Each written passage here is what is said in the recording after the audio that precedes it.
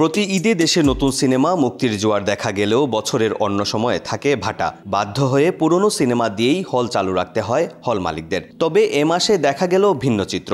12 September 26টি প্রেক্ষাগৃহে একযোগে মুক্তি পেয়েছে নন্দিনী। সারা দেশের মতো সিলেটের দর্শকরাও একই দিন থেকে উপভোগ করেছেন সিনেমাটি। বাড়তি আকর্ষণ হিসেবে মঙ্গলবার দর্শকের সারিতে ছিল পুরো নন্দিনী টিম। সিনেমার দৃশ্যায়নে থাকা পোশাক দর্শকের নজর কেড়েছে। উপন্যাস অবলম্বনে এটা লেখা, সমাজের বাস্তবতার উপরেই নির্ভর করেই এটা লিখেছেন। এখানে একটা মেয়ের জীবন কাহিনী নিয়ে ছবিটা নির্মিত হয়েছে। নন্দিনী চরিত্রটা আসলে ডিফারেন্ট চরিত্র।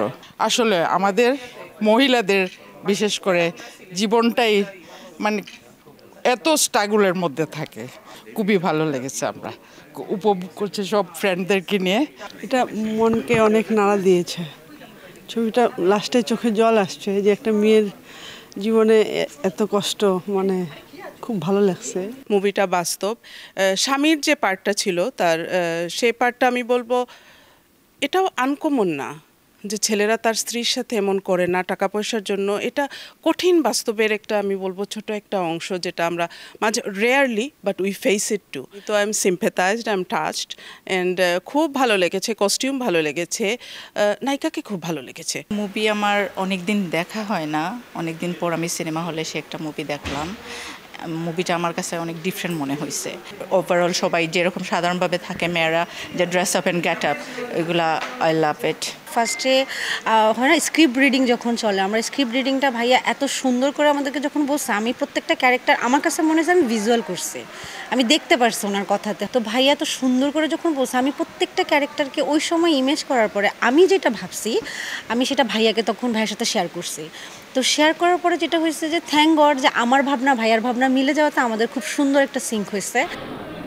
পরিতোষ বারৈয়ের জনপ্রিয় উপন্যাস নরক নন্দিনী অবলম্বনে নির্মিত হয়েছে নন্দিনী। সিনেমার প্রধান দুটি চরিত্রে অভিনয় করেছেন পশ্চিমবঙ্গের ইন্দ্রনীল সেনগুপ্ত ও ঢাকার নাজিরা মৌ। খুবই ভালো লাগে। আমার তো তখনই সবচেয়ে বেশি নিজেকে সার্থক মনে হয় যে আমি চরিত্রটা প্লে করেছি, যখন থেকে যে অ্যাকচুয়ালি যখন একদম মুভির শেষের দিকে আমি আমার দর্শকদের চোখে পানি দেখতে পাই। যেমন আজকেও আমরা অনেকেই গ্র্যান্ড সিলেটের আমাদের থিয়েটারে মুভিটা দেখলাম, এবং মুভি শেষ করার পর দেখেছি আমার সামনের শাড়ির একটা আপু, পিছনের একটা আপু, লিটারালি চোখে পানি ওদের কাটছে।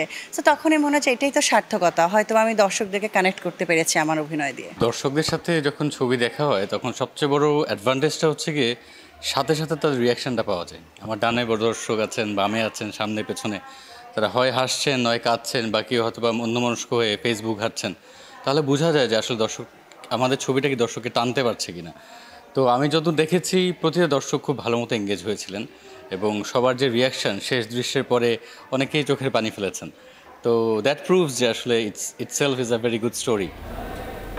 জানা যায় 2019 সালের শেষের দিকে শুরু হয়েছিল নন্দিনী সিনেমার শুটিং। সে সময় করোনা মহামারীতে আটকে যায় সিনেমার শুটিং। পরে প্রযোজক অসুস্থ হয়ে পড়লে সিনেমার বাকি দৃশ্যের শুটিং করতে আরও সময় লেগে যায়। অবশেষে 2023 সালে প্রেক্ষাগৃহে মুক্তির জন্য সেন্সর বোর্ড অনুমতি পেলেও নানা জটিলতায় মুক্তি দেওয়া যায়নি। অবশেষে 2025 সালে মুক্তি পেল নন্দিনী। আসলে 19-এ আমরা যখন শ্যুট করি একটা লট, 10 দিনের একটা লট করার পর আসলে করোনা আসার কারণে আমাদের প্রায় 1.5 বছর এটা বন্ধ ছিল। তো এখানে অনেকেই 1.5 বছর পর আমার প্রডিউসার অসুস্থ হয়ে পড়েছিলেন, আমিও নিজে এফেক্টেড হয়েছিলাম। তো সেইখান থেকে আসলে ছবিটা শেষ করে আজকে বড় স্ক্রিনে দেখতে আসলে মনে হচ্ছে যে আসলে অনেক কষ্টের ফসল এটা। আসলে দর্শকদের বলবো, আপনারা নন্দিনী ছবিটা দেখেন হলে এসে। এখানে সুন্দর সুন্দর গান আছে, একটা গল্প পাবেন। নিয়তির যুদ্ধে হার না মানা এক সংগ্রামী নারীর গল্প নিয়ে গড়ে উঠেছে নন্দিনীর কাহিনী। সিনেমাটি সব বয়সী দর্শক উপভোগ করবেন বলে আশা সংশ্লিষ্টদের। অপু বণিক, সময় সংবাদ, সিলেট।